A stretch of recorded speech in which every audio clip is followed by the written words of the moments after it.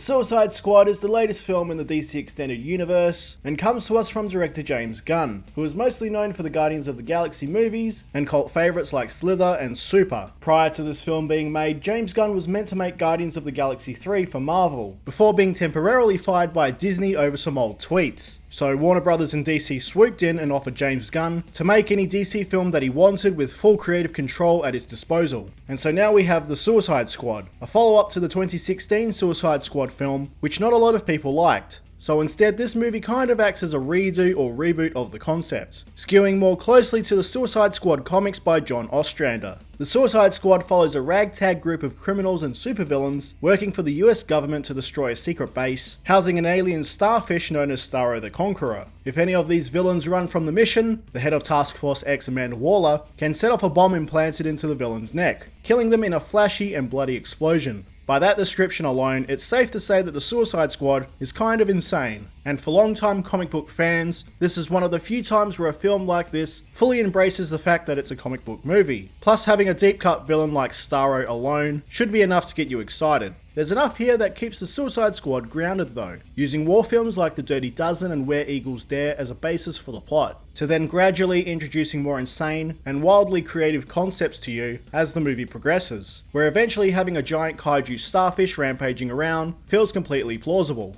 The ensemble cast of characters that James Gunn has assorted here is huge and absolutely insane. But with this being a Suicide Squad movie, it's wise not to get too attached to many of them, as within minutes of this movie opening, we're exposed to the incredibly gory and over-the-top carnage that James Gunn has in store for the rest of the film. So for those on the fence about the movie, a good thing is that you'll know within the first 5 minutes if the movie is for you, as the movie wastes no time in setting its tone. But that doesn't mean the cast purely exists to be cannon fodder. As with his previous films, James Gunn has a knack for creating misfit outsiders who gradually rise to the occasion and find inspiration and a cause greater than themselves through a surrogate family. And he's done that again with the core group of Suicide Squad members that the movie focuses on. Margot Robbie's Harley Quinn, Idris Elba's Bloodsport, John Cena's Peacemaker, Joel Kinnaman's Rick Flag, Sylvester Stallone's King Shark, David Dastmalchian's Polka-dot Man, and Daniela Melchior's Ratcatcher 2 are who we spend most of the movie's runtime with, as James Gunn explores how they became outcast to society and what events led to certain low points in their life, while also utilising these characters to offer commentary on US foreign policy. There's a great deal of effort made to empathise with this crazed and violent group of villains that never comes across as pretentious. We've come a long way from the hot topic attitude cringe of the 2016 film. The core Suicide Squad members in this movie all feel like genuinely flawed people who've only been dealt bad hands their whole life and worked with the consequences, even as they're left to clean up the dirty work of their government. Not to mention the cast members have all been characterised wonderfully thanks to the great performances across the board and James Gunn's direction and writing.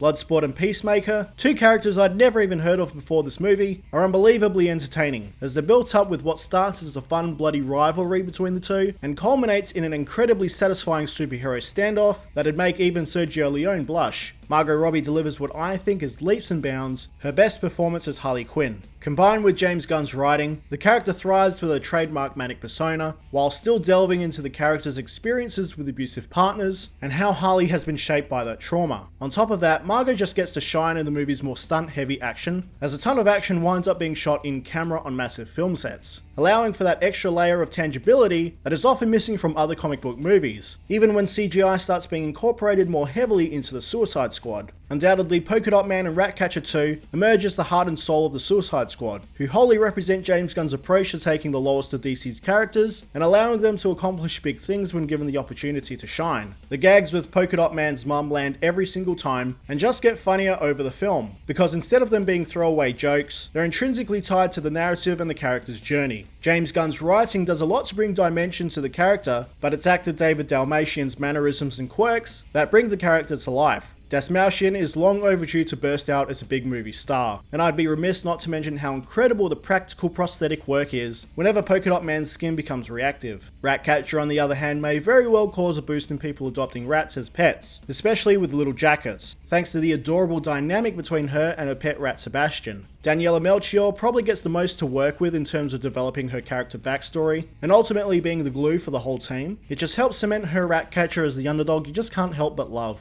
And of course there's King Shark, this big, dumb, man-eating shark who winds up being just as lovable as he is deadly. James Gunn's penchant for irreverent dark humour is kind of on full display with King Shark, although that ironic sense of humour is absolutely imbued throughout the film. A giant walking shark gnawing on a human head as his teammates joke around or discuss the mission at hand kind of encapsulates what you're walking into with this movie. The Suicide Squad really is an absolute feast of a comic book film. Every scene is packed with so many moments that all deliver. The pacing never really feels rushed or bloated, even with James Gunn breaking the usual 3-act film structure in favour of something closer to 5 acts. In lesser hands, the film could have buckled under its own weight, either feeling too messy or overlong. But in James Gunn's hands, it just feels like you're getting a complete film, and not just a feature-length commercial for a sequel or TV series, just as many other comic book movies feel like these days. So many blockbusters like Jungle Cruise or Fast 9 just play things far too safe with their storytelling, wanting to be as inoffensive as possible to attract the broadest audience that they can, and as a result those movies become fairly boring and predictable. That isn't the case here. James Gunn puts his voice on full display here to deliver a movie bursting with personality that simply isn't interested in playing things safe, and it's honestly kind of sad that James Gunn and maybe Taika Waititi are the only directors really doing that on a blockbuster scale.